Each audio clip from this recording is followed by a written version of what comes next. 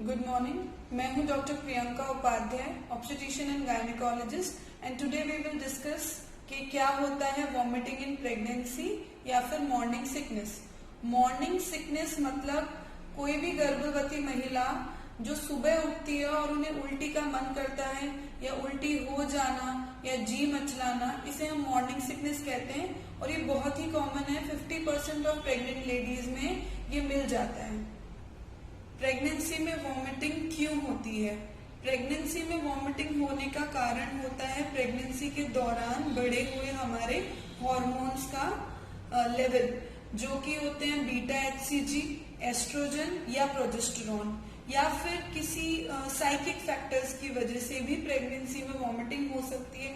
जैसे किसी स्मेल की वजह से हो जाना एकदम से, या फिर किसी टेस्ट की वजह से प्रेगनेंसी में वॉमिटिंग हो जाना, थॉट्स के वॉमिटिंग हो जाएगी अगर मैं ये खाऊंगी तो, या फिर एबनॉर्मल वॉमिटिंग इन प्रेगनेंसी भी हो सकती है, जैसे किसी लिवर की बीमारी की वजह से, किसी किडनी की बीमारी की वजह से, या फिर बीपी की बीमारी की वजह से, कोई ऑटो इम्यून डिजीजेस की वजह से भी हो सकती है, या बॉडी में कोई इन्फेक्शंस हो गए उस वजह से भी ये वॉमिटिंग हो सकती है।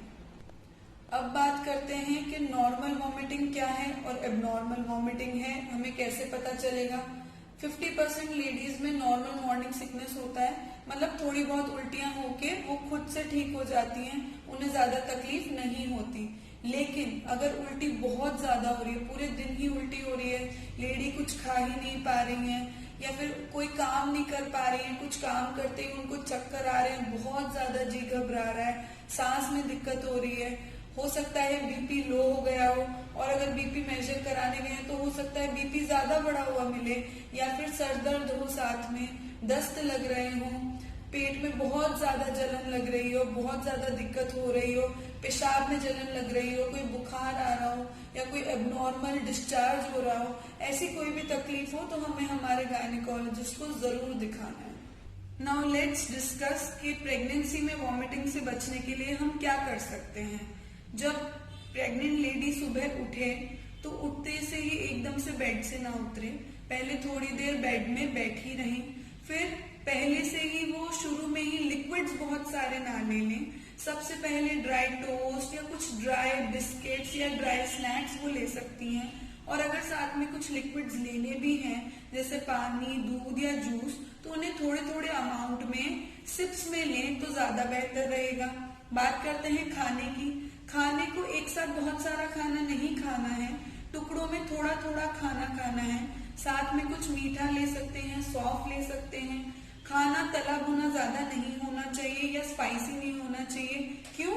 क्योंकि जब उल्टी होगी, उल्टियां होने पर खाना फूड पैसेज से बाहर आता है, और अगर हमने तला भुना खाया तो वो हमें छाती में, सीने में वो हमें जलन कर सकता है, तो हमें स्पाइसी फूड अवॉइड करना है।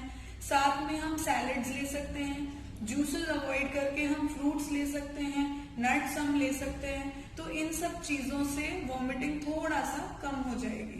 Let's talk about hyperemesis gravidarum.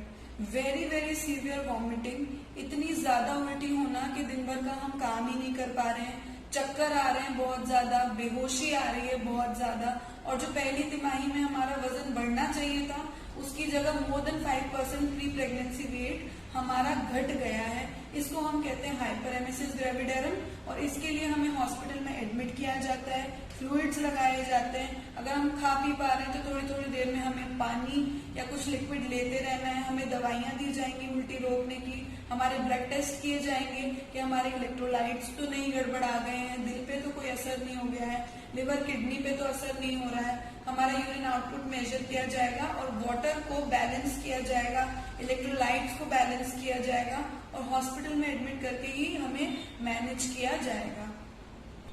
Now let's discuss कि उल्टियों का बेबी पे क्या असर होता है।